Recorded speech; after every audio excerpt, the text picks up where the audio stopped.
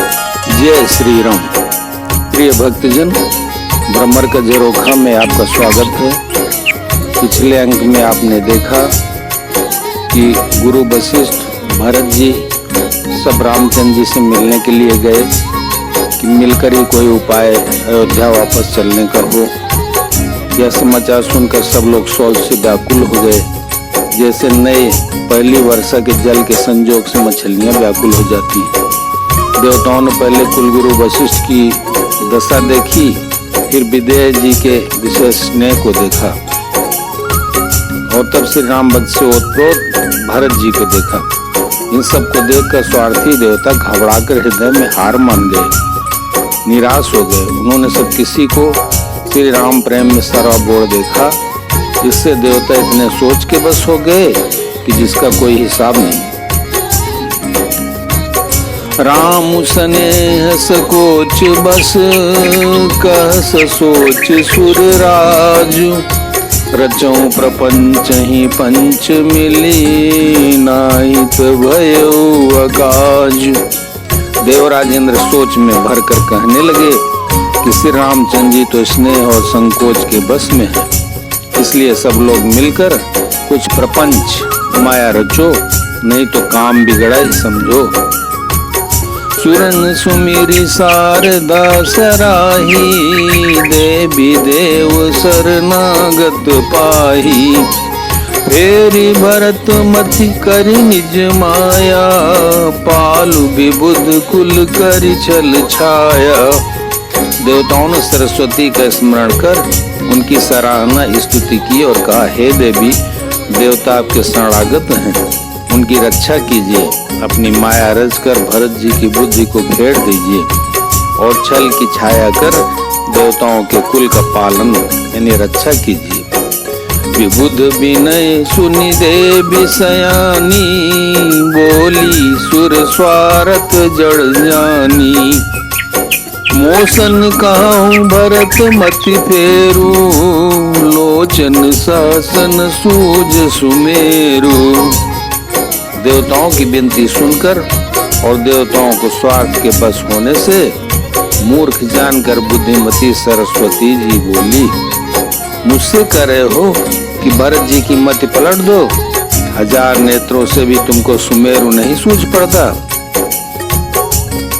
विधि हरिहर माया बड़ी भारी, सोन भरत मति सकई निहारी।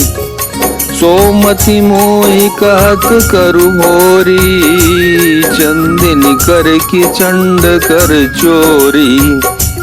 ब्रह्मा विष्णु और महेश की माया बड़ी प्रबल है, किंतु अभी भरत जी की बुद्धि की ओर ताक नहीं सकती। उस बुद्धि को तुम मुझसे कह रहे हो कि भोली कर दो, भुलावे में डाल दो। अरे चांदनी कहीं प्रचंड किरण वाले सूरज को चुरा सकती है? भरत हृदय सिय राम निवासु, तंकिति मिर्जह तरनि प्रकाशु। अस कई सारद गई विधि लोका, विबुध विकल निसिमानु को का। भरत जी के हृदय में श्री सीताराम जी का निवास है। जहाँ सूरज का प्रकाश है वहाँ कहीं अंधेरा रह सकता है? ऐसा कहकर सरस्वती जी ब्रह्मलोक को चली गई। देवता ऐसे व्याकुल हुए जैसे रात्रि में चकवा व्याकुल होता है। सुर स्वार्थी मलिन मन, कीन कुमंत्र कुठाटु। रचि प्रपंच माया प्रबल, भय भ्रम यरति उचाटु। मलिन मन वाले स्वार्थी देवताओं ने बुरी सलाह करके बुरा ठाट यानी षड्यंत्र रचा। प्रबल माया जाल रचकर भय भ्रम अप्रीति और उच्चाटन फैला दिया। करी कुचाली सोचत सुर राजू, भरत हाथ सब काजू अकाजू। गए जनकु रघुनाथ समीप, सन्मान सब रवि कुल दीपा। कुचाल करके देवराज इंद्र सोचने लगे कि काम का पन्ना बिगड़ना सब भरत जी के हाथ है।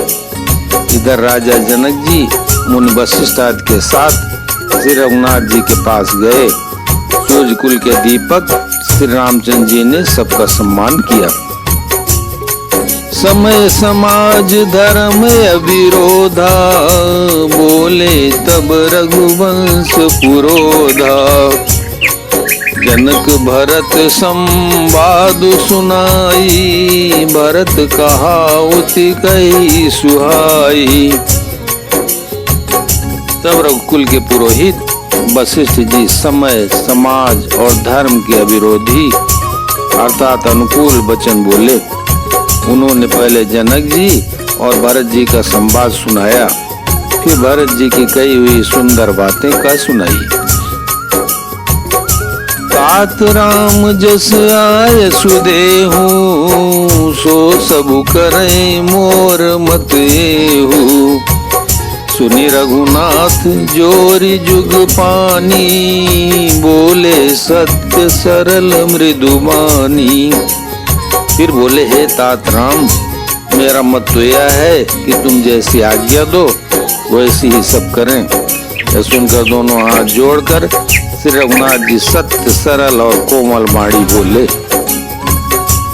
विद्यमान आपुनि मिथिलेषु, मोर कहब सब भांति बदेषु।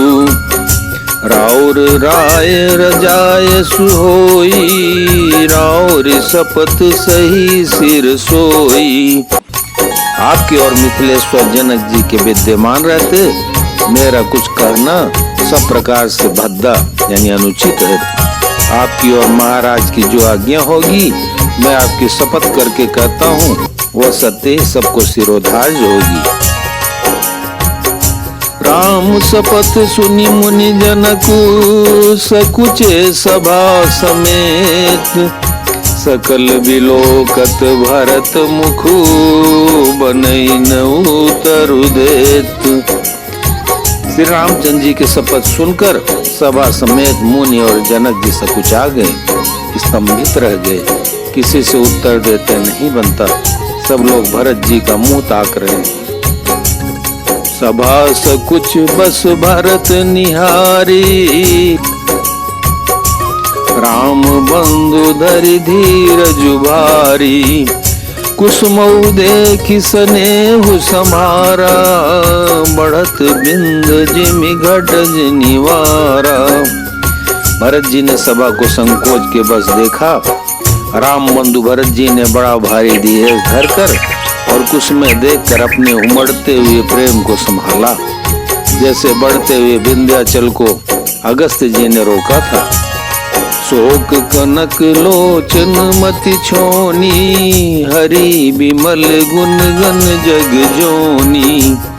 भरत विवेक बराह विशाला, अनायास उधरी दई काला। शोक रूपी हिरणाक्ष ने सारी सभा बुद्धि रूपी पृथ्वी को हर लिया, जो विमल गुण समूह रूपी जगत की योनि उत्पन्न करने वाली थी। भरत के विवेक रूपी विशाल बराह रूपधारी भगवान ने शोक रूपी हिरणाक्ष को नष्ट कर बिना ही परिश्रम उसका उद्धार कर दिया।